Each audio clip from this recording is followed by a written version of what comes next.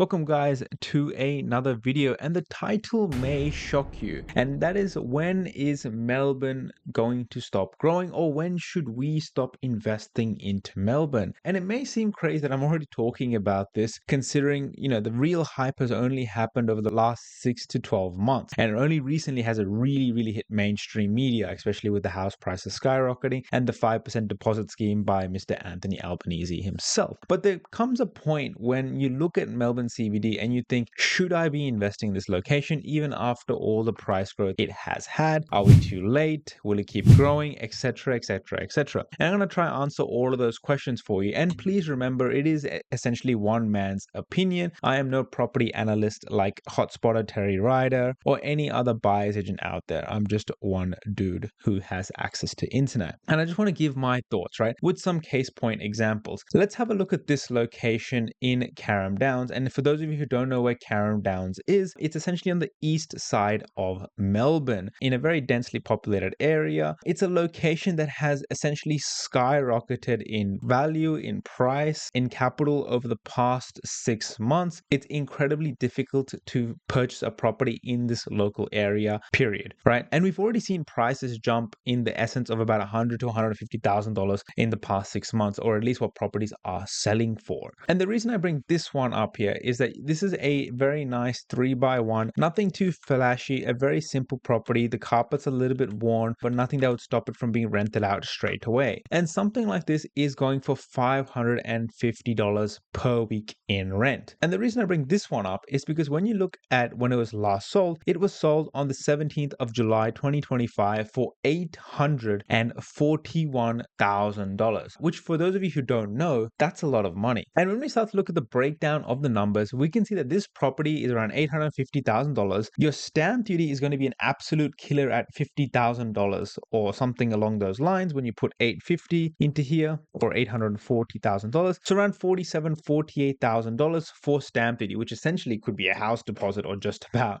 or an apartment deposit rather. And so your total cash needed is about $155,000 in the form of cash or equity or whatever other means, right? And that is going to be a 12% deposit. If it's a 20% deposit, you're going to need about $220K in your bank account in equity, right? And so when we really start to break down the numbers, at a $550 rent per week, we're only achieving a rental yield of 3.4%. And that, to me, quite frankly, is just too low to be considering a location for investment. I have always said, and I will always preach, that we really need yields of above 4% at a minimum, closer to 5% where possible. 5% is where we can really build a portfolio out. I know it's difficult to get it these days, but it is still possible. But when you're under 4%, under 3.5%, it becomes very difficult to be able to sustain a large property portfolio. And I'll explain why. And so when we account for our total income minus our total expenses, we're about negative $20,000 per year before tax refund and about $12K after tax. And say you had a 12% deposit and not a 20%, that figure is going to look much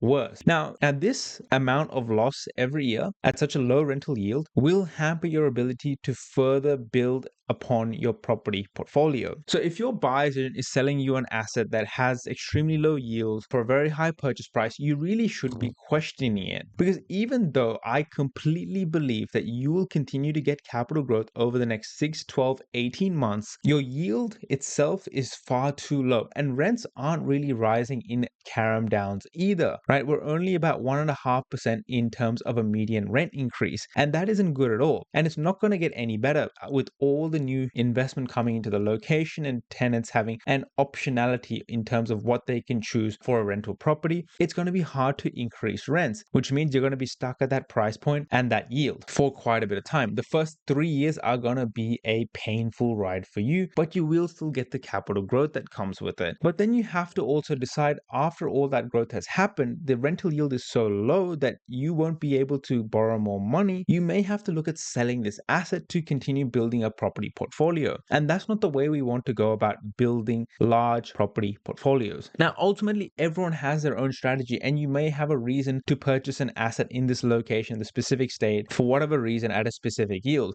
But to me personally, achieving a 3.5% yield or less is absolutely unacceptable. It's not something I would do. It's not something I would recommend people to do either, because you really need to manage your cash flow. And trust me, at this level of money out of pocket, it's detracting from your lifestyle rather than adding to it. And we're not in the game of investing in property for negative gearing benefits before someone calls that out, right? We want to try to be close to positive or neutral where possible, right? Being positively geared is a good thing. It means we're actually making money. But that's just one example to consider. And I'm going to show you more as well. But if you haven't already, jump into the private community, guys. We have over 300 members that help each other out on a daily basis. People who are struggling about choosing which location to look into, people who are struggling to assess their property deals. We have so much valuable content with the suburb watch list, the advanced resources, spreadsheets, templates, links, and one-to-one guidance as well, that you would be an absolute fool not to join the private community. There's other gurus that charge $10,000 for the same service, but it's 10 times worse. So why not try mine out?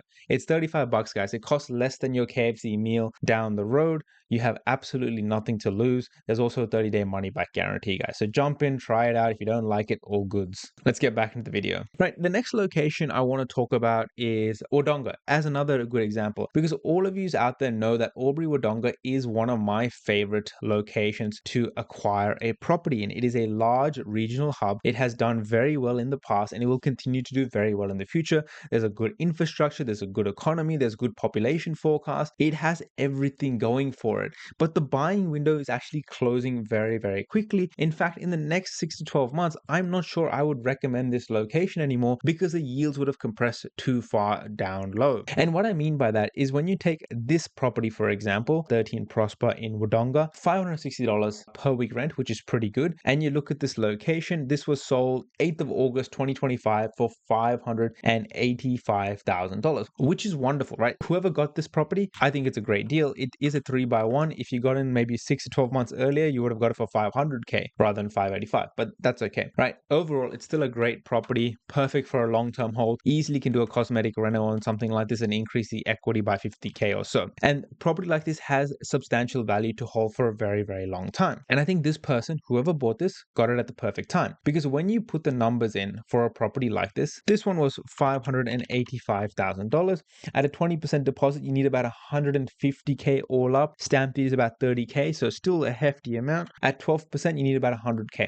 So not too bad at all. But when you put it for $560 per week rent, you're getting close to a 5% deal. This, in my books, is an absolute tick, tick, tick, tick, tick. It's perfect, right? It's good. This is what we're trying to achieve. You can buy it now, hold it for the next 20 years, and watch that double in value every so often, right? And this is only about negative 9K per year in terms of cash flow, and only about negative 5K after tax refund. Still in the negative, but it's a lot easier to get something like this into the positive, especially with an offset account, rather than a property like in Carrum Downs, for example, right? And this is obviously a combination of higher rents plus lower purchase price, while Carrum Downs is lower rent but higher purchase price. But hear me out. In another 12 months time, even 6 months time, when this property becomes $685,000 and people come and ask me, should I be investing in this location? I'll be like, hey mate, you're pretty late to the party at this point, because now the yields have gone from 5% to 4%. And guess what? The same thing is going to happen in Wodonga, where the rents won't rise, because when you look at the rental history or the median rents,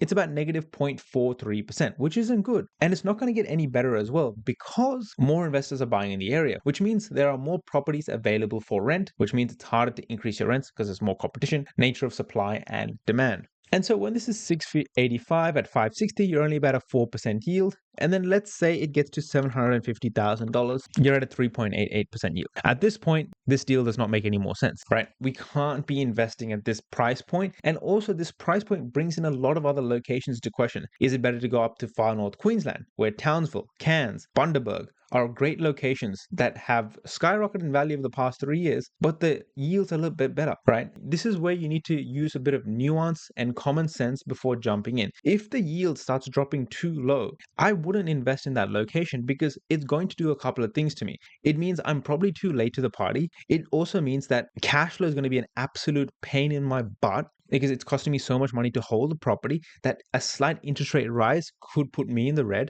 That negative cash flow is also going to affect my future borrowing capacity and will probably stop me in the process of purchasing and acquiring more properties. So it's really a strategic decision. And so genuinely what I believe is that in the next 6 to 12 months, this buying window will rapidly close across Albury Wodonga. In fact, in about 6 to 8 months, when prices have gone up another $50,000 or so to $100,000, it really begs into question back the whole Queensland area, because there is still value to be found in this location now as the Victorian prices have increased. Now, that's a fact. And the reason that's a fact is because when I first started talking about Victoria in general, there was a lot of locations at and above a 5% yield, and you can find properties for under $500,000. That's not the case anymore. It's gone. The intrinsic value in Victoria, especially in Melbourne, has been decimated. Now we're in the midst of a growth cycle. We're in the midst of fighting with each other to secure assets and properties. The intrinsic value is gone.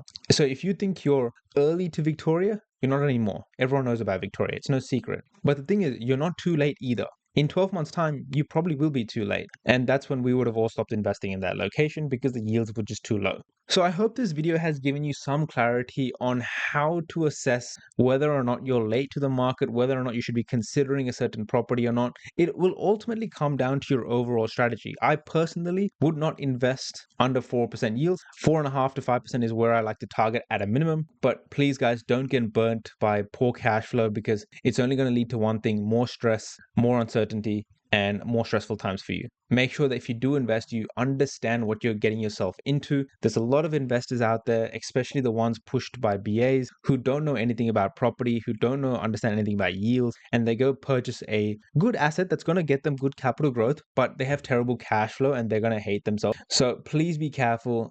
Please make intelligent, smart decisions based off your investment criteria, risk strategy, and your overall tolerance levels. There are still good locations out there, but the intrinsic value of Victoria is no longer a thing. So I hope this video has helped you. I hope this sheds some light in Victoria, and please be careful, guys. Till next time, thank you very much. Jump into the private community, and I wish you all the best.